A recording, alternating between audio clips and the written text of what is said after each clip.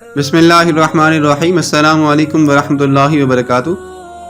محترم سامعین، آج کی ہماری ویڈیو کا عنوان ہے ایماندار چرواہا۔ حضرت عمر فاروق رضی اللہ تعالیٰ عنہ کے بیٹے حضرت عبداللہ بھی رسول اکرم صلی اللہ علیہ وسلم کے پیارے ساتھی صحابی تھے۔ ایک دفعہ کا ذکر ہے کہ وہ اپنے چند ساتھیوں کے ساتھ مدینہ سے باہر تشریف لے گئے۔ ایک جگہ آپ کے ساتھیوں نے کھانے کے لیے دسترخوان بچھایا۔ قریب ہی ایک چرواہا بکریاں چرا رہا تھا۔ حضرت عبداللہ بن عمر نے ان سے پوچھا، آؤ بھائی چرواہے، اس دسترخوان سے تم بھی کچھ کھا پی لو۔ چرواہے نے کہا، میرا روزہ ہے۔ حضرت عبداللہ بن عمر نے فرمایا، اس سخت گرم دن میں تم روزے کی مصیبت برداشت کر رہے ہو، جبکہ سخت گرم لو بھی چل رہی ہے، اور پھر ان تپتے ہوئے پہاڑوں میں تم بکریاں بھی چرا رہے ہو۔ چرواہے نے کہا، جی ہاں، میں اس وقت کی تیاری کر رہا ہوں جب عمل کرنے کا موقع نہیں ملے گا، یعنی مرنے کے بعد کا وقت۔ اس لیے اس دنیا کی زندگی میں یہ عمل کر رہا ہوں، یعنی روزہ رکھ کر حلال روزی کے لیے محنت کر رہا ہوں۔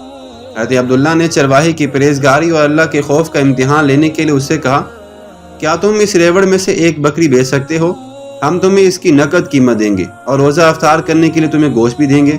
چرواہے نے جواب دیا، یہ بکریاں میری تو نہیں ہیں کہ ان میں سے کوئی بکری بیچ دوں، یہ میرے آقا کی ہیں، وہی ان بکریوں کا مالک ہے، اس کی اجازت کے بغیر میں کوئی بکری بیچ نہیں سکتا۔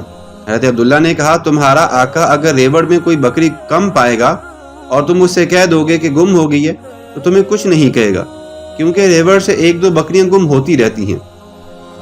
حضرت عبداللہ کی بات سن کر چرواہا ان کے پاس چل دیا اور اپنی انگلی آسمان کی طرف اٹھا کر بار بار یہ الفاظ دہرائے جا رہا تھا کہ این اللہ، این اللہ، اللہ کہاں ہے، اللہ کہاں ہے۔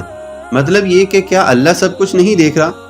یہ چرواہا ایک شخص کا غلام تھا۔ اس کی ایمانداری اور اس کا خوف دیکھ کر حضرت عبداللہ بن عمر بہت خوش ہوئے اور اپنے آدمی اس چرواہے کے آقا کے پاس بھیج کر اس سے تمام بکریوں اور چرواہے کو خرید کر اسے آزاد کر دیا، اور پھر تمام بکریاں بھی اسی کو دے دیں، اسے ان بکریوں کا مالک بنا دیا۔ محترم سامعین، یہ تھے وہ چرواہا جو کہ ایماندار بھی تھے، اور ایمانداری کا پھر ان کو یہ انعام ملا کہ حضرت عبداللہ بن عمر رضی اللہ تعالیٰ عنہ نے آپ کو اتنا کچھ فراہم کیا تھا۔